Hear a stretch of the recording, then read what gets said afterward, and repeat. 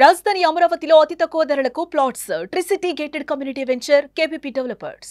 అందరికీ నమస్కారం. నేను Swaroopa Potlapalli. Welcome to Suman TV. Revathi అనగానే ఎవరైనా మంచి నటి అంటారు, కానీ ఆమె పర్సనల్ లైఫ్ గురించి మాత్రం ఎవరికి పెద్దగా తెలియదు. తన భర్తతో డివోర్స్ అయిన తర్వాత 2013లో రేవతి ఒక బిడ్డని సమాజానికి పరిచయం చేశారు. అయితే అందరూ ఆ అమ్మాయి దత్తత కూతురు అనుకున్నారు. కానీ వీర్యం ద్వారా ఆ బిడ్డని తానే కన్నట్టుగా ఆమె చెప్పడంతో ఇప్పుడు ఆ సోషల్ మీడియా పోస్ట్ అనేది వైరల్గా మారింది. ప్రస్తుతం నాతో పాటు ఉన్నారు పద్మశ్రీ డాక్టర్ మంజుల అనగాని గారు. ఆవిడతో మాట్లాడి రేవతి గారి గురించి, ఆమె బిడ్డ గురించి అనేక విషయాలు తెలుసుకుందాం. మేడం నమస్తే. నమస్తే అమ్మా. ఇప్పుడు రేవతి గారి లాగా చాలా మంది పిల్లల్ని కంటున్నారు. అయితే రేవతి గారు ఏ ప్రాసెస్ లో ఈ పాపని కని ఉన్నారో చెప్పగలరా? Revathi is not my patient, so I cannot say anything. And there is always ఒక కేస్ స్టడీగా మాట్లాడచ్చు మనకి, ఎందుకంటే ప్రైవసీ కూడా చాలా ఇంపార్టెంట్. కానీ ఆవిడ చెప్పింది వింటే మాత్రం అర్థమైంది ఏంటి అంటే it is in donor sample అని. సో అది చాయిస్ కంప్లీట్గా ఉమెన్కి ఉంటుందన్నమాట. So it is legal. And then when we start taking the consents, అందరూ కన్సెంట్, అడల్ట్ కన్సెంట్ తర్వాత డోనర్ శాంపుల్తో ఐయుఐ ద్వారా కానీ ఐవీఎఫ్ ద్వారా కానీ ప్రెగ్నెన్సీ వచ్చే అవకాశం ఉంటుంది. సో ఆ తల్లి ప్రెగ్నెంట్ అయ్యి కంప్లీట్గా నార్మల్గానో సిజరీన్లానో అవి డెలివరీ అయ్యే అవకాశాలు ఉంటాయి. సో నాకు అర్థమైన దాని ప్రకారం, అంటే తను ఇచ్చిన స్టేట్మెంట్ ప్రకారం it is an donor sample అని మాత్రం అర్థమవుతుంది. అంటే ఒక పురుషుడి నుంచి వీర్యాన్ని తీసుకొని ఇప్పుడు రేవతి గారే తన కడుపులోనే ఆ బిడ్డని పెంచి డెలివరీ అయినట్టుగా. యూజువల్గా ఎలా ఉంటుంది అంటే మనకి ప్రెగ్నెన్సీ అవ్వాలి అంటే అండాశయం నుంచి ఒక అండం విడుదలవుతుంది నెలకు ఒక్కసారి. 14వ రోజు కావచ్చు, 16 కావచ్చు, 17 కావచ్చు. సో దాన్ని మనం ప్రోగ్రెస్ని చూసుకుంటూ ఉండొచ్చు. సో స్కానింగ్ ద్వారా ఏ రోజున మనకు అండాశయం నుంచి అండం విడుదలవుతుందో ఆ టైంకి మనము ఐయుఐ డోనర్ చేస్తే ప్రెగ్నెన్సీ వచ్చే ఛాన్సెస్ ఉంటాయి. లేదు ఆవిడకి స్వంతంగా అవి అవకాశం లేదు అనుకుంటే ఐవీఎఫ్ పద్ధతి ద్వారా ప్రెగ్నెన్సీ చేసినప్పుడు కూడా స్పర్మ్ని, మనం డోనర్ స్పర్మ్ని యూజ్ చేయొచ్చు. సో ఏ విధంగా అయినా సరే డోనర్ స్పర్మ్తో మనకి లీగల్గా ప్రాపర్గా కన్సెంట్స్ అన్నీ తీసుకుని అది మనం సబ్మిట్ చేసుకుని ప్రెగ్నెన్సీ తెచ్చుకుని తన యూట్రస్లోనే జెనెటిక్గా తనే తల్లి, father would be the IUI donor. And అప్పుడు డెలివరీ అయ్యే అవకాశాలు ఉంటాయన్నమాట. అంటే ఇప్పుడు ఆ ఫాదర్ గురించి అయితే ఎవరు బయటికి చెప్పాల్సిన అవసరం ఉండదు. అది complete privacy. It should be completely respected. ఆవిడ తనకు కావాల్సింది ఎలా అనుకుంటున్నారు, తను డోనర్ తెచ్చుకోవచ్చు, తనకు కూడా తెలిసి కూడా ఉండకపోవచ్చు, తనకి ఎలాంటి కావాలి అని కంప్లీట్ అనానిమస్ డోనర్ కూడా అయి ఉండొచ్చు. అది అని వాళ్ళ చాయిస్ ఉంటుందమ్మా.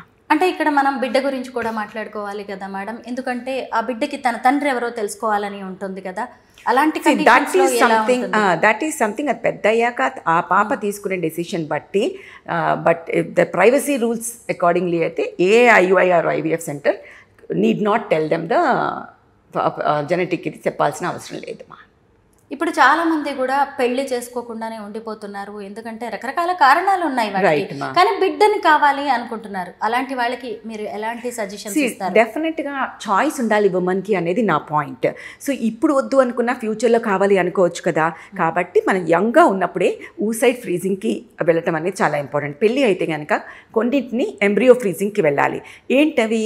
మనకు అండాశయంలో ఉంచిన అండాలని విడుదల అవుతున్న టైంలో ఎక్కువ అండాలని ప్రొడ్యూస్ చేయించి అవి తీసుకుని ఫ్రీజ్ చేసి ఉంచేయటం.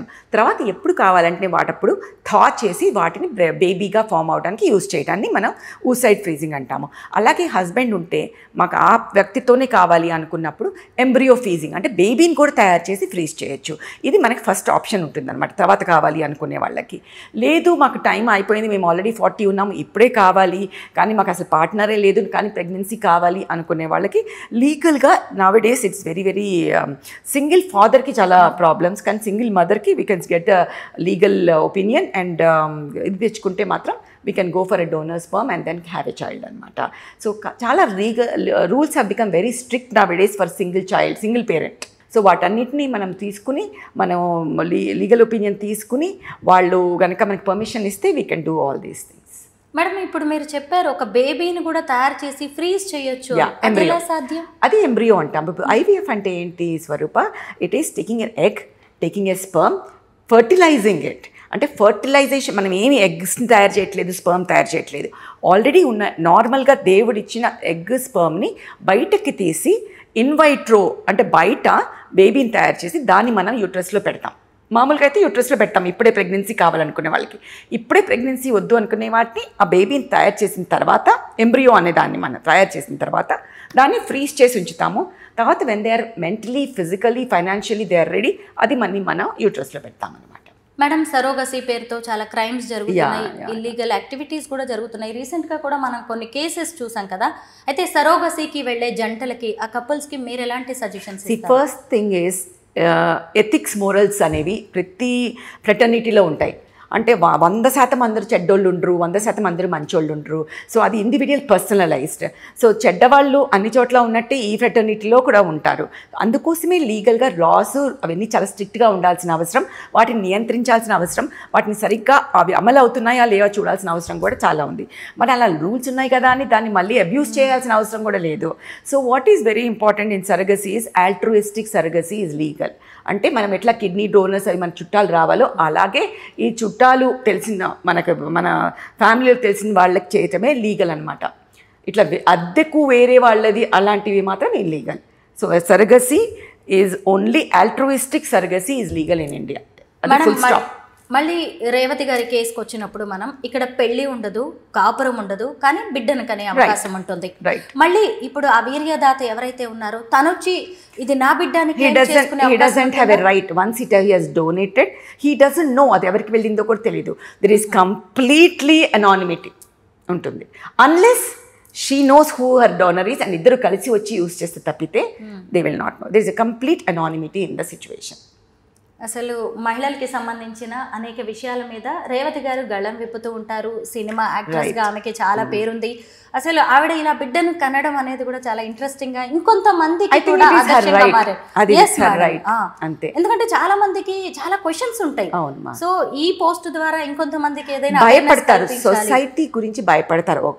ఎవరు లేని తండ్రి లేని పిల్ల అంటే పిల్లని ఎలా చూస్తారు, తండ్రి లేని పిల్ల అంటే నన్ను ఎలా చూస్తారు అని అలా భయపడకుండా నా life, I'm independent, I'm individual, I can be a good mother అనేసి తను ప్రూవ్ చేసుకుంది.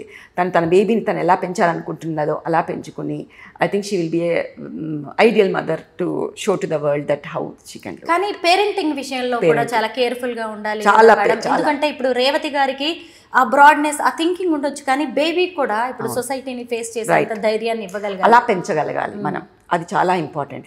Parenting is everything in today's time. ఈ రోజుల్లో మనము ఎలా పెంచుతాము అనే బట్టే వాళ్ళు ఫ్యూచర్లో ఇదవుతారు. కాబట్టి మనం గిల్ట్ ఫ్రీ పేరెంటింగ్ అనేది చాలా ఇంపార్టెంట్. ఎందుకంటే అందరూ వర్కింగ్ పేరెంట్స్ ఉండటం వల్ల అయ్యో నేనేమో సరిగ్గా చేయట్లేదా చూడట్లేదా అనుకోకుండా మనం చేయగలిగినంతలో చక్కగా వాళ్ళకి ఇండివిజువల్గా పెంచటం, వాళ్ళకి క్లారిటీ ఇవ్వటం, అలా హవాలో ఉంచకుండా వాళ్ళకి చక్కగా వాళ్ళ డౌట్స్ అన్నిటినీ క్లియర్ చేయటము, వాళ్ళు అర్థం చేసుకున్నట్టుగా హెల్దీగా పెంచటం, మానసిక పరిపక్వత ప్లస్ ఫిజికల్గా అన్ని హ్యాపీనెస్ ఇవ్వటం అనేది తల్లిదండ్రులుగా మన బాధ్యత. రేవతి గారు బిడ్డను కనడం అనేది ఖచ్చితంగా ఆమె వ్యక్తిగత వ్యవహారం, కానీ సొసైటీకి మనం ఆ బిడ్డని ఎలా పరిచయం చేస్తున్నాం అనేది కూడా అవసరము. ఈ రోజుల్లో చాలామంది అమ్మాయిలకి ఇలాంటి డౌట్స్ ఉన్నాయి. ఈ కేస్ స్టడీ ద్వారా ఎవరికైనా ఏమైనా అనుమానాలు ఉంటే కనుక క్లియర్ చేయడమే మా ఉద్దేశం. Thank you so much madam. Thank you మా.